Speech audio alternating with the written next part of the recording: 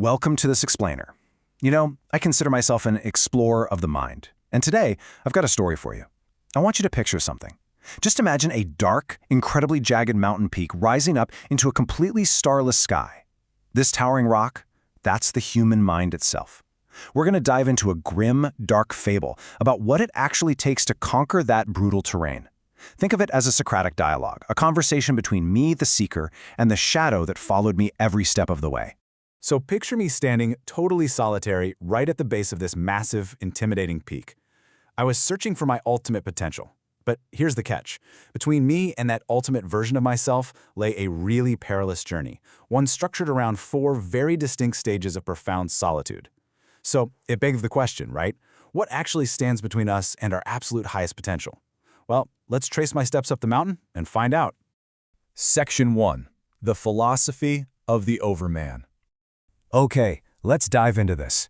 To understand this map we're using, we have to look to the philosopher Friedrich Nietzsche and his absolute masterpiece, Thus Spoke Zarathustra. Fun philological fact for you, the original German word Übermensch uses the prefix über, which means over or across. It basically implies that mankind is merely a bridge that needs to be crossed. But to cross it, to achieve that ultimate state of self-mastery, I had to face the obstacles in my way. Nietzsche calls these the 7 devils. Now my shadow is quick to warn me, these aren't literal monsters hiding in the dark. No, they're the restrictive social constructs and the really comforting illusions that prevent us from evolving. If we think about the grand alchemy of the mind, these devils are like the heavy lead of our psychological faults, and they literally have to be transmuted into the gold of personal power. My ascent was mapped across 4 harrowing stages of deep, profound solitude.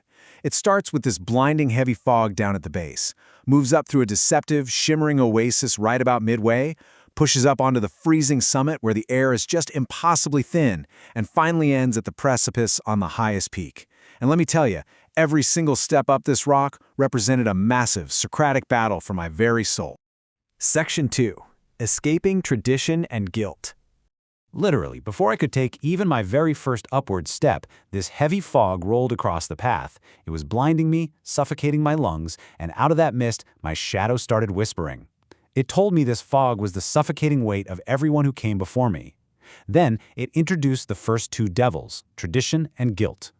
My shadow started arguing on behalf of tradition, saying, "You've got to do exactly as it's always been done," demanding my immediate obedience. Then it spoke for guilt, demanding, "Submit to the expectations of your ancestors." Basically, they just wanted to keep me totally paralyzed in the dark. But I made a choice. I recognized these arguments for what they were, just restrictive constructs. So I answered my shadow. I told it that I choose personal freedom over these ancient, dusty rules. Leaving that fog behind, I stepped out of the mist and walked into the first true stage of solitude. Section 3. The Trap of False Comfort. So, higher up the rocky trail, my muscles are absolutely aching.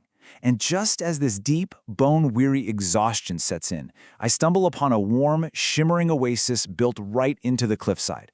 It looks soft, it was impossibly seductive. I mean, it's exactly what a tired mind craves, right? This is the oasis of stagnation. Now, what's really interesting about this slide is how my shadow introduced the next 3 devils: comfort, pity, and pride. The shadow tried to coax me, saying, "Just rest here, you've done enough, the climb's way too painful, and hey, look around, your progress is already vastly superior to everyone else." They were tempting me with this perfect, beautiful illusion of success. Now, why does this matter for us, for anyone seeking self-mastery? Because if you stop here, you forfeit your potential. Simple as that. I knew that settling for this cheap safety would forever kill my inner alchemical spark. So, I forced my aching legs to step out of that warm oasis and get back into the cold, jagged reality of the mountain. Section 4. Shattering the Mirror of Doubt. Moving into the next stage of profound solitude, the environment just turned brutally harsh. The wind was howling fiercely, and right in the middle of this blinding, freezing chaos, the most terrifying obstacle yet appeared. It was the 6th devil, doubt. It took the shape of a towering, terrifying mirror. As I looked into it, my shadow stepped forward, pointed right at my reflection, and started highlighting every single one of my deepest, darkest failures. Over the howling wind, it screamed, "You are an utter fool to believe you can conquer this." This devil, it was literally designed to completely break my mind. I was freezing, But I stared directly into this terrifying glass of failure. And then, I let out a fierce shout of absolute defiance and struck the mirror, shattering it into a million pieces.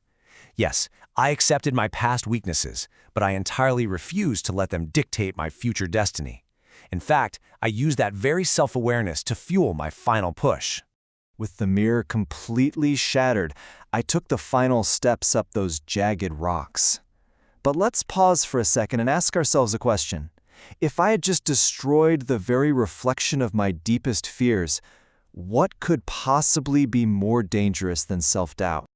Section 5. Rejecting the ultimate ideal. Waiting quietly at the very edge of the highest peak was the final devil. And it wasn't a devil of fear or of the past. No, this was the devil of the ultimate ideal. Since I'd conquered the rest, my shadow offered its final, most seductive argument. It whispered, "You found the truth. This is the absolute state of being. Just build a shrine to this new, permanent truth and never change again." But I saw right through this final illusion. I realized that clinging to any absolute belief freezes continuous growth forever. True alchemy, it requires constant, endless transmutation.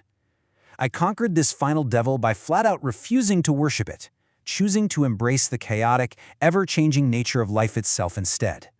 Section 6. Integration and Self-Mastery. So the crucial point is this. Let's step back from my climb for just a moment.